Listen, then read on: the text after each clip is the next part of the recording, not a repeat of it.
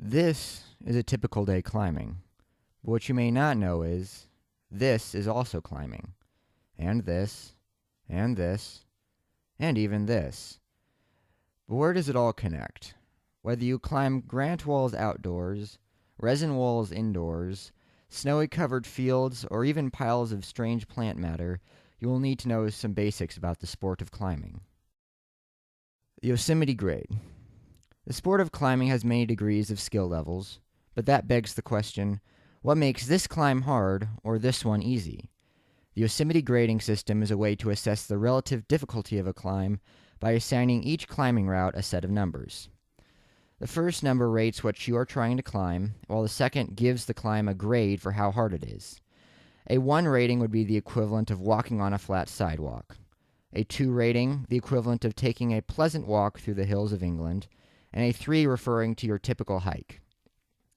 For outdoor climbing, the path or the trail to the base of the rock, referred to as the approach, is rated usually at a 4 because of steepness, risk of injurious falls, and obstacles. And finally, anything given a 5 rating requires a rope to ascend it. Nearly all climbing that you will be doing will be at least a 5 rating. The second number of the rating gives a climb's relative difficulty ranging from 1 to 15, with 15 being the most difficult climb of all. The rating of a climb can apply differently to a route depending on what you are climbing and where. Indoor or outdoor? There's a wide variety of places to climb all over the world. One of the major decisions you will have to make about your climbing expedition is whether you will climb in an outdoor climbing area or in a climbing gym. Climbing gyms use artificial walls and holds to offer a wide variety of climbs that cater to all experience levels. Climbing gyms are often more accessible than outdoor climbing areas and sometimes have better defined routes, and there's always someone to answer your question should you have one. If you want a quick way to get a workout or have a more supported climbing experience, then a climbing gym is the way to go. If you wish to experience nature, then you'll have to go back to the same places that the pioneers climbed, the great outdoors. Besides the usual benefits of dirt, insects, and clean air, few experiences can rival topping out an outdoor climb. Outdoor climbing differs from indoor climbing in that outdoor climbing has less defined features to hold on to. Climbing outdoors often requires more skills than indoor climbing, such as techniques for traditional or trad climbing, anchor construction, and self-rescue. Either way, climbing can cater to both the city mice and the country mice among you. Top rope versus lead. Roped climbing usually takes on one of two forms, top rope climbing and lead climbing. Top rope climbing is much like the name implies. The rope is affixed to a point above you while you climb up. Top rope climbing is a good style of climbing for beginners, as you can let go of the rock or take without falling too far.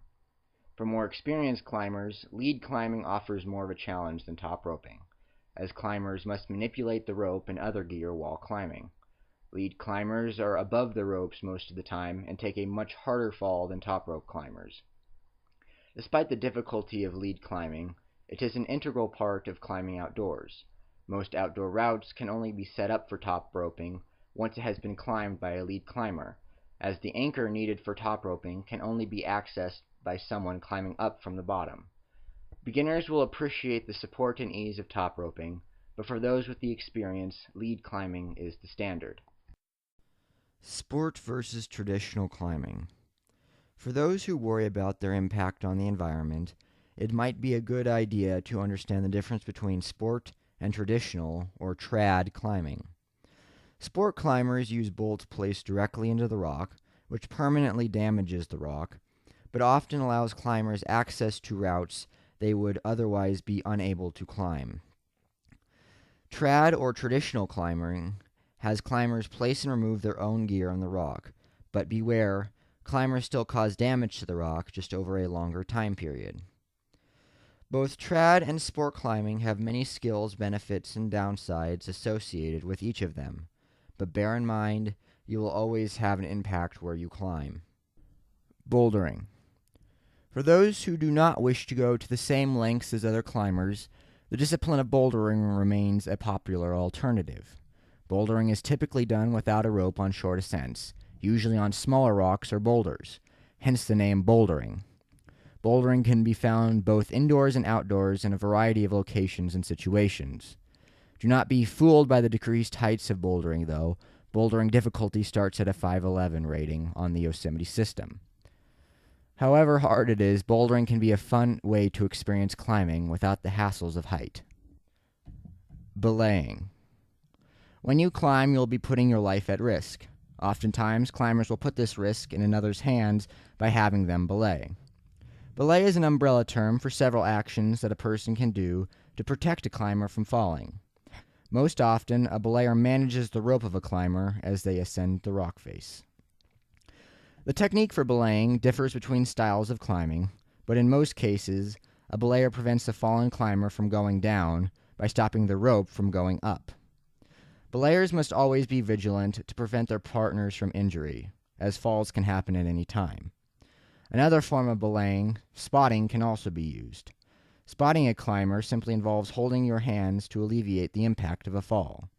It is good for short distances such as those found on bouldering, and even for climbers starting out on difficult routes. Whatever you do, be sure to take belaying seriously, as you may just save someone's life. Climbing is an adventure which you are about to embark. You will need to learn much before you can climb safely and competently. This video has only scratched the surface of the world and challenge of climbing. You will need to study hard and practice before even the easiest climbs become available. Master the basics, though, and a whole world opens up to you.